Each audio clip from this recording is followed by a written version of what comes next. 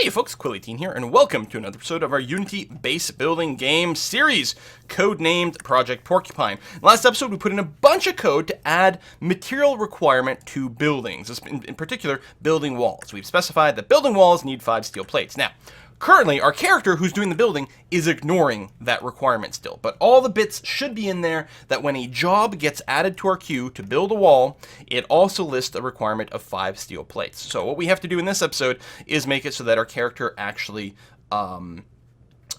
respects that requirement and actually gathers the material and satisfies that. So we are primarily going to be working in the characters class over here. Come on, open up faster. There we go. Oops, that is not the button I want. I want embiggen. Okay, great stuff. So the big thing is in this update do job. So let's take a look. Let's backtrack a little bit and check update. What does update do? Update first calls do job. In case we have a job that can be worked, it will do that. Sometimes the job simply sets a destination for us and then returns, in which case it's do movement. Basically, if we're not at the correct spot for the job, do job basically returns more or less immediately, and do movement takes over. On the other hand, if we're at the correct place for to do the job, then means we're at our destination, which means, in fact, do movement returns right away. We could have one call the other, but I kind of like this sort of sequence of things, and each one of them just makes sure, hey, am I in a state where I actually have to do anything? Like, do movement. Am I at my destination? Well, then I don't do anything. You know, same thing there. And with the job, do I have a job? And if not, let's do it. I think we're gonna rewrite this do job function a wee bit to represent that in a way that I think I'm gonna enjoy a little bit more. And especially because we have to break this down into 2 or potentially 3 new sub-steps. Because now do job is gonna be, okay, do I have a job? Grab the job, blah, blah, blah. Then the job site, does it have a requirement for materials that is not met yet? If it does, then I have to go and pick up those materials. And then I have to go and deliver the materials. And then I have to restart the check of, now does it have everything it needs? And only then can I go and do the work required. So I'm going to do a little bit, let me shrink this down a little bit. It'll make it a little bit easier for me to see everything in one go. So we're going to twist it around. So do I have a job? No, I don't have a job. Let's try to grab a new job. And let me change this logic around here instead. So now if job is equal to null, then there was no job on the queue for us, so just return. So we're just going to return and do nothing. Boom, done. I think I like that better to get out of the way. Plus, it eliminates this sort of like nested stuff. We don't have to do an extra check for my job over here. I'm going to appreciate it. We might want to do something like set desk tile to be equal to cur tile or something like that. You know, just in case we were walking somewhere. Maybe we had a job and it got canceled, and so we still had this old destination. Let's just go and like abandon ship on any sort of movement at this point. We can figure out, you know, wander behavior or something like that later on. I mean, wandering can sort of be its own little mini job in a sense. Okay. So at this point, we have a job.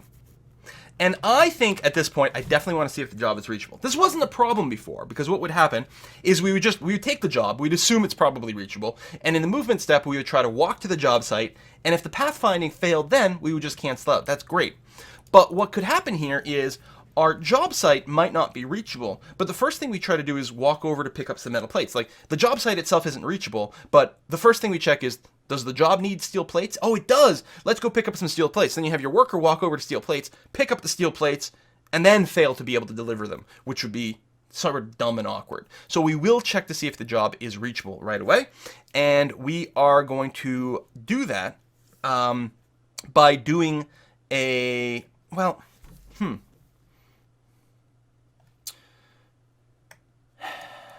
I guess that's if it's a new job. Yeah, so immediately check to see if the job tile is reachable. Note, we might not be pathing to it right away due to requiring materials, but we still need to verify that the final location can be reached. So for now, we're going to instantly do a pathfinding request for that.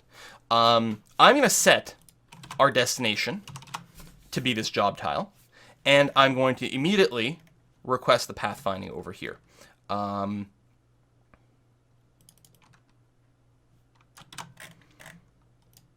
Like this.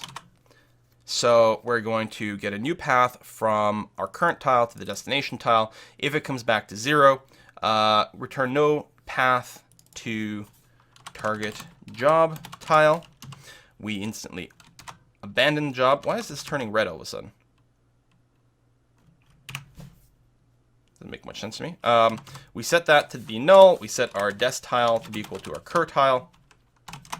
And yeah, so abandon job. So we've dequeued a job. Abandon job, we'll put it back in the queue. So we just abandon this job, and next frame we'll check again. We're not going to keep going over and over because who knows, we might get up in a loop. So this frame will clearly be doing nothing. And then we will return. No, seriously, why is abandon job in red? Parsing error.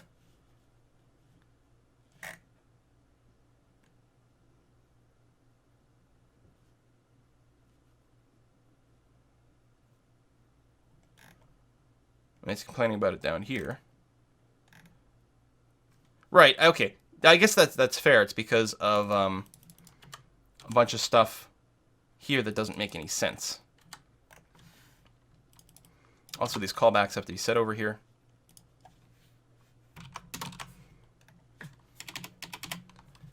So that goes there. And dest tile we've already set.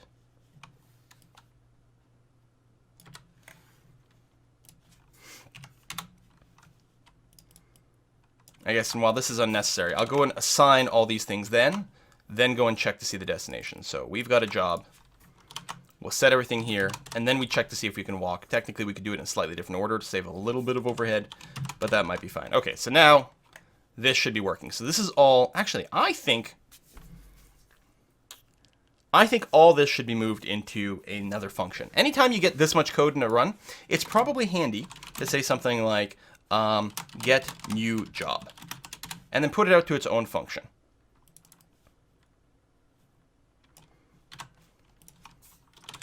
Like that. So get new job, we run a bunch of stuff, we do some tests. I guess we don't need to return here. Instead, get new job. Heck, we don't even need a comment for that. Job equals null, it goes there, but then if job is null, we get new job. If it's still null, there is no job in the queue for us, so just return. There we go, and then we've got that split up. Keeps the do job a lot simpler. So job, we have a job. So, and it's reachable.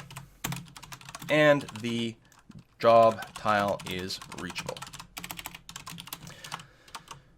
So, step 1, does the job have all the materials it needs?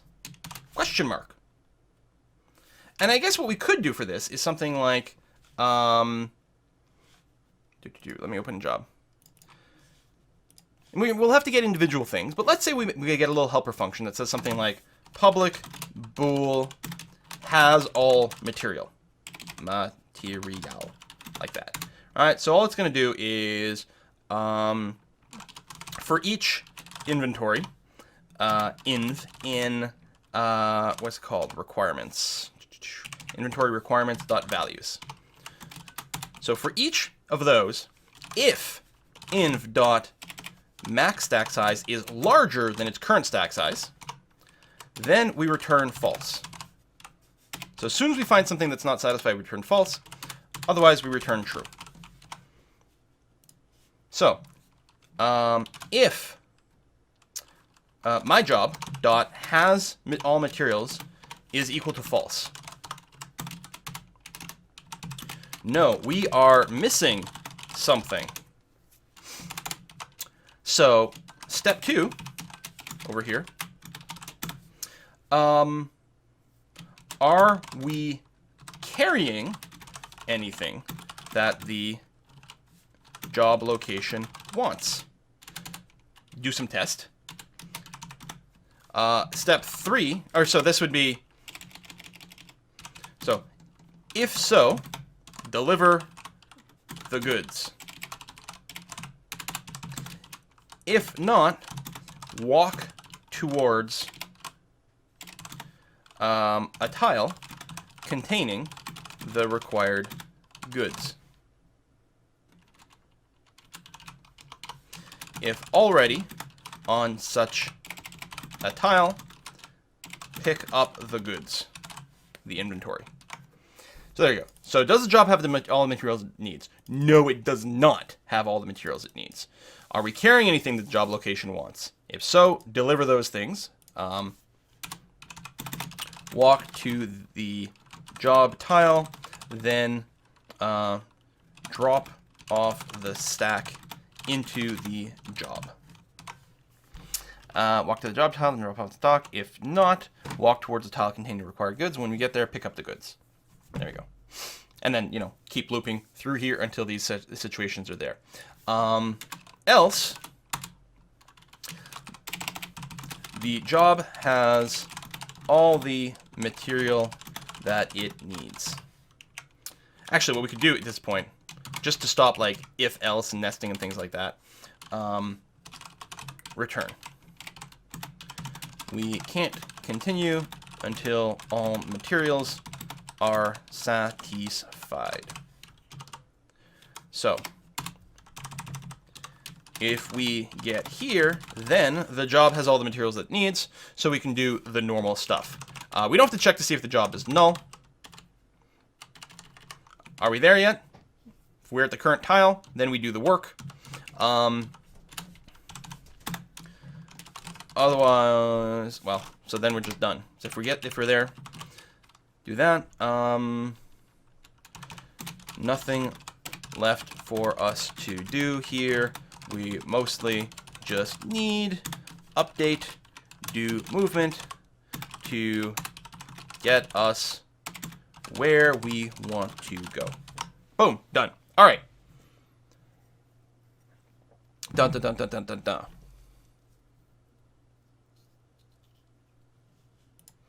Oh, yeah, so if we get here, the job has all the material that it needs. Let's make sure that our destination tile is the job site tile. So, dest tile is equal to my job.tile. Because, whoa, I accidentally closed that when I was going for a save. I think it saved anyway. Well, it must have, because otherwise it would have annoyed me about, do you want to save this or not? There we go. Good. All right, because what we're going to do is we're going to be overriding some stuff over here. We're going to be setting, if we don't have any goods, so there's obviously some sort of if here, and then walk to the job tile, which means, again, we're just setting our destination tile. And that's it. To get anywhere, all we do is we set a destination tile to something. And in here, so if not, we'd go to dest tile. That was interesting the way they decided to change my view. Equals, some tile with the materials. We just set a destination and then end up returning or something like that, And that's it, because we have a whole other function that handles the movement. We don't have to call anything in here. You just set destination and then forget about it. So we'll do something kind of that nature. So that's the map we're looking at. So our character, do we have a little inventory thing? Do we track inventory? I don't know if we do. Inventory. Nope. So we're going to need something like that. Our character can carry inventory. Inventory. My inventory? What do I call it on the tile? Do I just call it inventory? Probably. Seems like the sort of thing I would do. And I guess that's fine.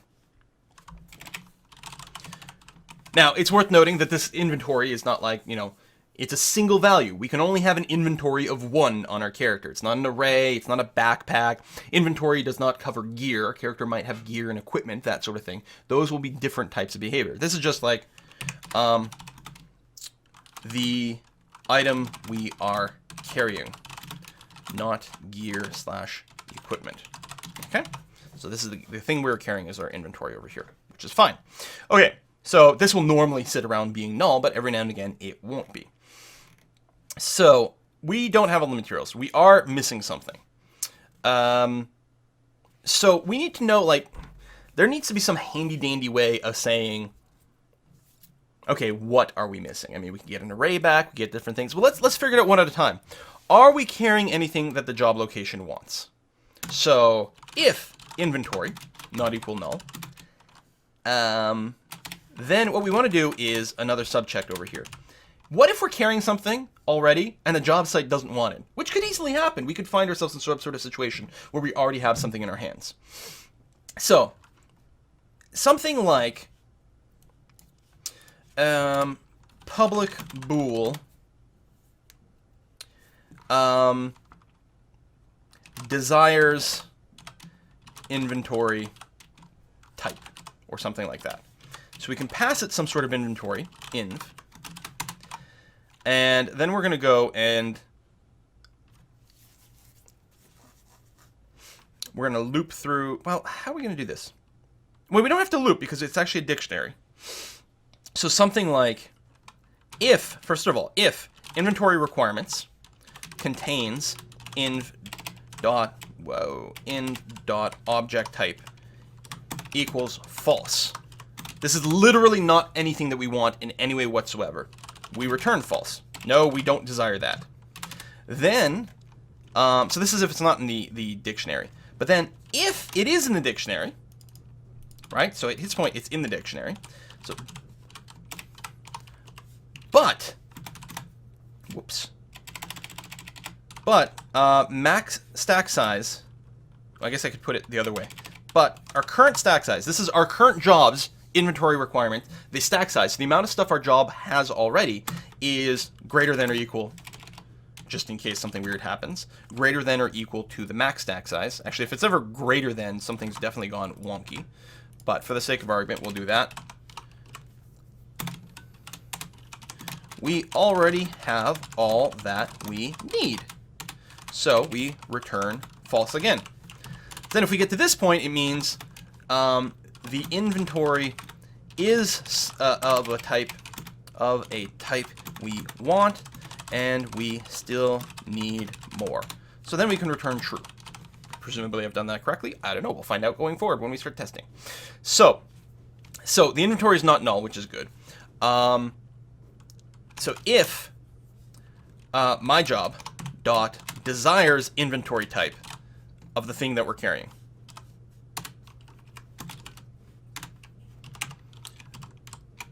then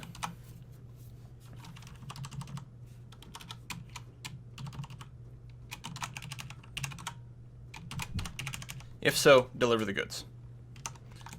So first we set our destination to be the tile's destination, or destination to be the tile's location, the job tile's location. And if current tile is equal to this destination tile. I mean, no matter what we're doing this, because if this is not true, right, or we could do something like that, right? If this is this, else set destination to that. And I guess it might look a little bit better if we do it this way. Something like this, else set our destination to this. It's either way is completely the same, but this might feel a little bit better. We are at the jobs site, so drop the inventory. We still need to walk to the job site, like that. Now, when we change our destination, we need to invalidate our pathfinding. I think what we're going to do, a couple of different ways to do this. I'm going to change, when we set dest tile over here, I'm going to add a little bit more logic. I could make a function called set destination, but I think what would be quite nice is, with our dest tile over here,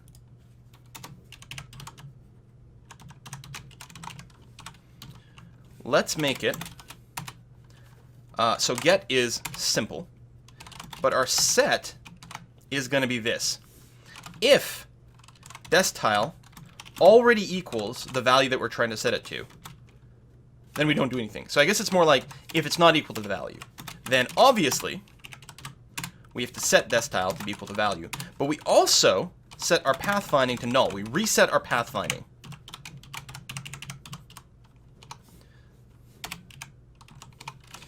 If this is a new destination, then we need to invalidate pathfinding. Boom. That way I don't have to forget. I don't have to remember to do that. So let me make sure. So at some points we're setting path A star back to null or some value. We don't have to do that here.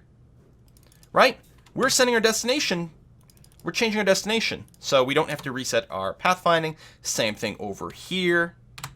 There we say we're already there and we set it to null, which is fine. Abandon job, we don't have to do that. In fact, I think abandon job is already setting our pathfinding to null.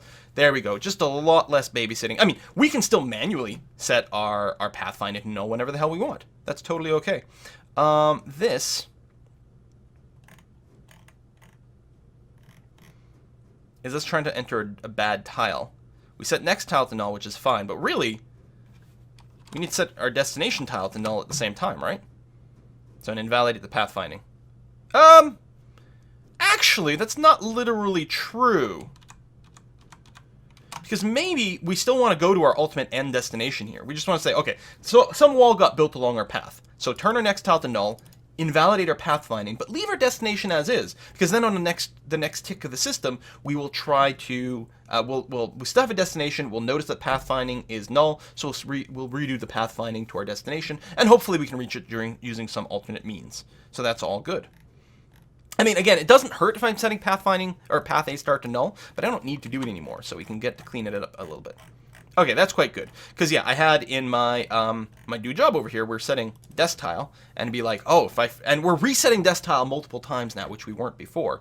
So it's going to be important for us to remember to reset the pathfinding unless that happens automatically. And the nice thing about this is if I do this, and before, if I was doing this followed by path A star equals null, well, I don't need to repathfind every frame. If this can get reset every single frame here because I'm still walking to the job site. I could check to see, is the dest tile already the job site? Then I don't have to set it. But here I can just set it and not worry, and then I've got some logic that resets our pathfinding if it turns out that we're changing the destination. So that's fine.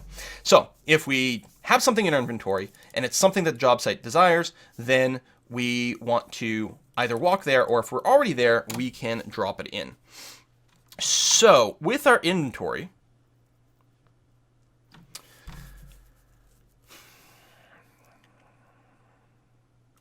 so how do we do this? I guess we do something like my job dot, and I mean I can get, oh, inventory requirements not public there. I'm going to go ahead and make it public. We'll make things public and then clean things up a little bit more later on. So our inventory requirements, we know at this point it must have something where inventory dot of object type, it's got to have it in there. And we have,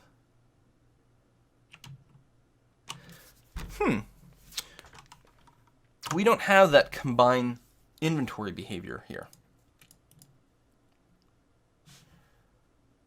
So on our tile, I have a function called place inventory, which combines stacks very nicely. But our job, we're going to have to combine two stacks. We're going to have to take the inventory that the character is carrying and combine it to the stack that's already there. I suppose, I mean, we could do that manually. There's no reason we can't, right? I can go dot stack size is being boosted by our character's inventory. I guess we could even be like, listen, if we ended up overkilling it, it's not the end of the world. We'll fix it in some way. You know, increase by stack size, and our character's inventory, we say you're now equal to null. Of course, we do also have an inventory manager, which needs to be told that some of these stock sizes are now different. So we have place inventory onto a tile. Place inventory takes a stack of inventory and places it on a tile and then cleans things up as required. I guess we could have more place inventory functions with different signatures. Like, what if I made another place inventory here that took in a job instead?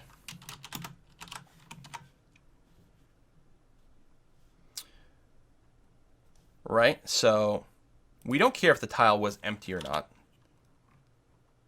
We actually already know that there's an empty inventory waiting for us on the job. Yeah, so I mean, we end up with some code duplication. We could move more of this combining code to the inventory stacks themselves, which is probably the way to go.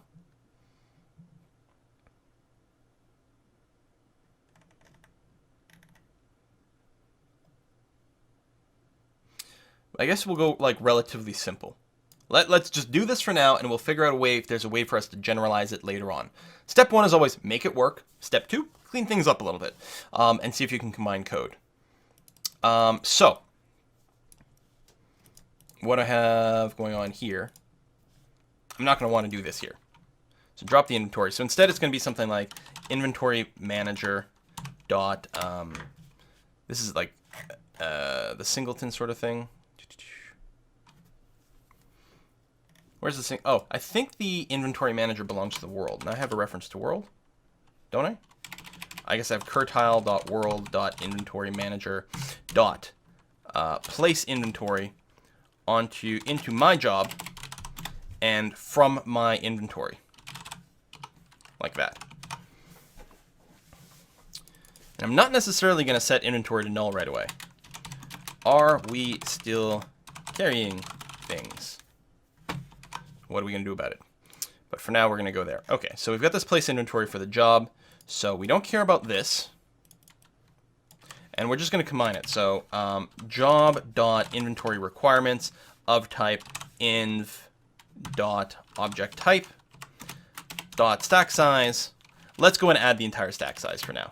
We'll figure that's probably not what we're going to want. We're going to want some sort of smarter behavior for our characters if they've got too much. But for now, let's go and add the current stack size. We'll set the old inventory.stack size to be 0. So this is basically the character. We're telling the character your stack is now empty. And then, yeah, if we've got this. So we are going to put in a little check over here to make sure that it contains. We'll put in a little sanity check. If, the job inventory.requirements.contains key inv.object_type is equal to false, then debug.log error trying to add inventory to a job that it doesn't want. So we'll return false. But otherwise, we will go ahead and just like add the whole stack size, and we'll figure out later how we want to deal with that in some fashion. So if we've got the old one, we're going to go and clean it up. F inventory, Why we just take.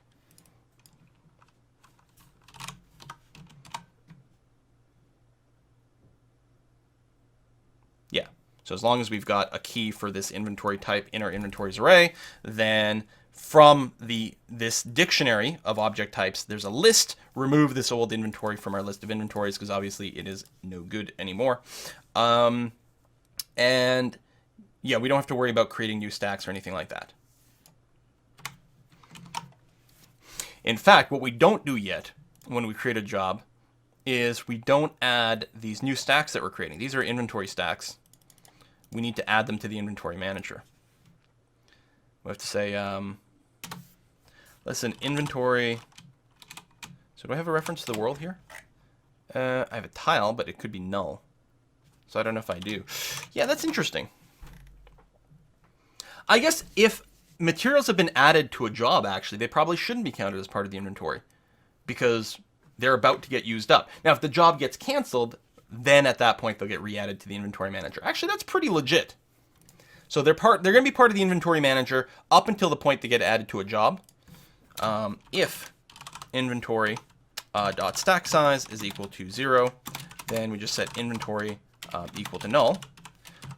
Else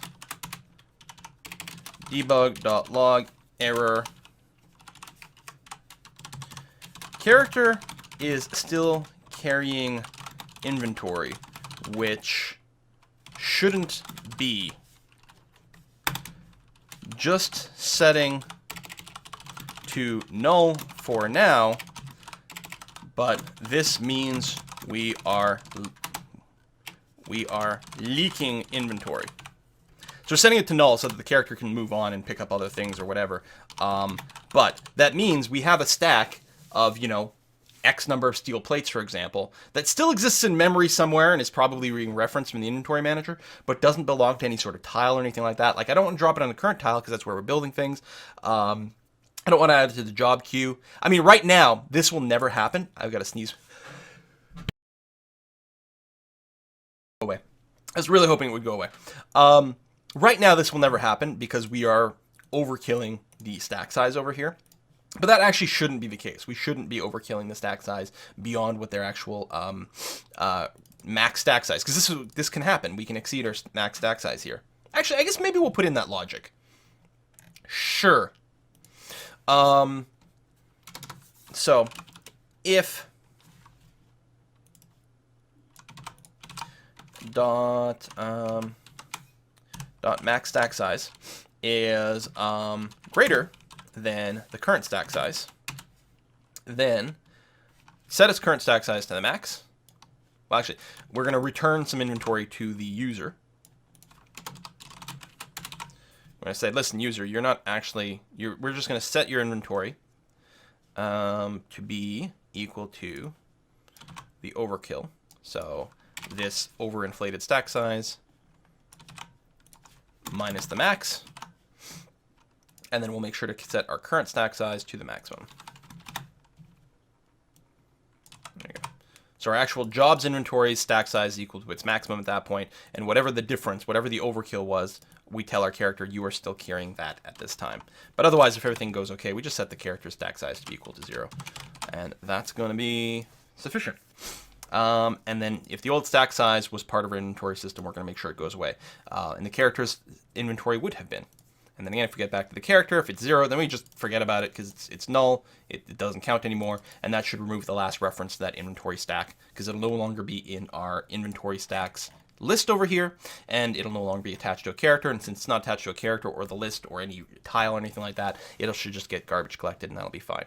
And this can trigger then. If for some reason our character was carrying too many stacks of steel, then the inventory system will not put all the stacks of steel to the job. So we'll return over here with a non-zero stack size on our character, which is really bad. And maybe what we want to do is actually drop it on a tile or do this or that. Or really what we want to do is look at it and figure out, why were you carrying too much stuff? You should only pick up enough stuff to satisfy the job. So what happened? So then we'll look into those cases there. If this starts to come up, then we'll know we have to look into some sort of issue. But this setting it to 0 just means we can move on at that point, even though it's really bad. Okay. So this is if we are carrying the goods that are required and we're at the right location. At this point is we are carrying the goods that the job desires, but we're not there, so we need to walk to it. Okay, so this is if we're carrying the stuff. So the next thing is the job at this point here.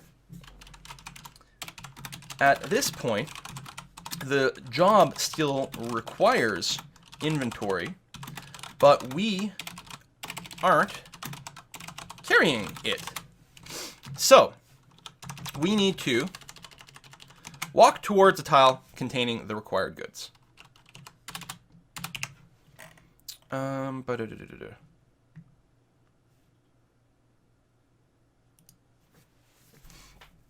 because I guess we can return here.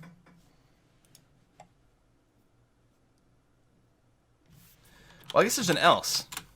Here, else. We are carrying something, but the job doesn't want it. Dump the excess, or dump the inventory at our feet, I guess.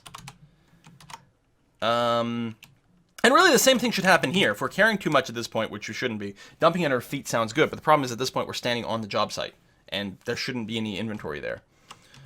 You know, or wherever is closest. And that's really it. We want to path find, yeah, dump the inventory at our feet, and we'll put into to do, actually, walk to the nearest empty tile and dump it there. Now, rather than having all these ifs and sequences and stuff like that, another thing we could do is we could use actions, like not necessarily as a callback, but kind of as a state machine, to always be running something in the correct context. And the fact that our ifs are getting so big sort of leads to that, but at the same time, the chain of the state machines might get a little bit crazy.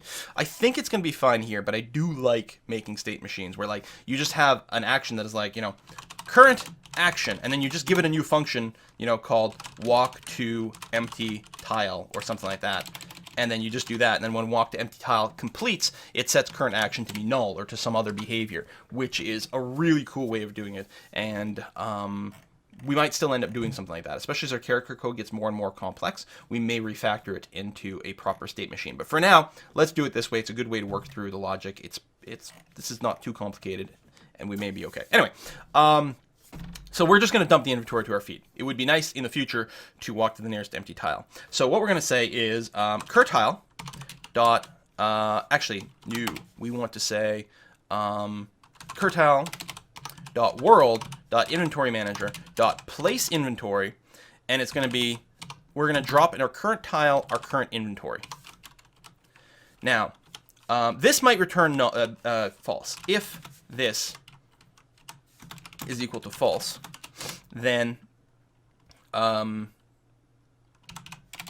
debug.log error character tried to dump inventory into an invalid tile. Maybe there's already something here. So we're just going to set our inventory to null at this point regardless. To do. Well, so fix me. For the sake of continuing on, we are still going to dump any reference to the current inventory, but this means we are leaking inventory. This is permanently lost now. But it means we can continue. So this is obviously something that's no good, but we'll improve things later on. Right, so that's the else. We were carrying something, but the job doesn't want it. So we just go ahead and dump that. But here, at this point, we are carrying something that the job wants, and we are dealing with it, either by combining things or by setting a target. So we are going to return. And that's with all these returns that sort of end early. It's another good case for sort of state machine logic. Yeah, nothing to do. Well, it's really with the walk, because if we do this, we dump it, and that's fine. We can actually move on. So we still need to walk to the job site. So it's really set a destination and then return. But here we can apply stuff, and that's fine, and then continue on. So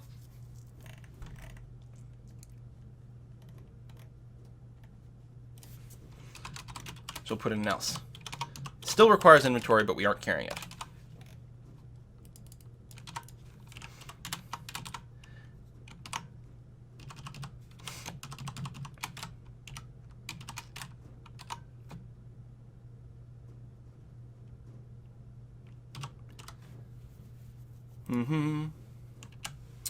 Well, we may not need to return because it may have been satisfied, but no, we can just check it on the next pass. That's going to be fine. Okay. Thank you to everyone who pledged to support this project in March and is therefore funding these videos from April to early May. And especially these Mike Check supporters. A lot of familiar names. Wes Oldenboiving, Craig Mortel, Neil Blakey, Milner, Speedy Savant, Valiant Cake Fiend, Aaron Toibson, Marius Fieldvold, Jan Torivel, maybe, I hope, Julien Auger-Lafont, Steven Stager, Michael McClintock, Kale the Quick, Drazion, Bite Rash, Adjective, and absolutely everyone who just watches and favorites and likes and comments and has subscribed to the channel. You guys make this continue to happen, and I appreciate it so much. See you next time, folks.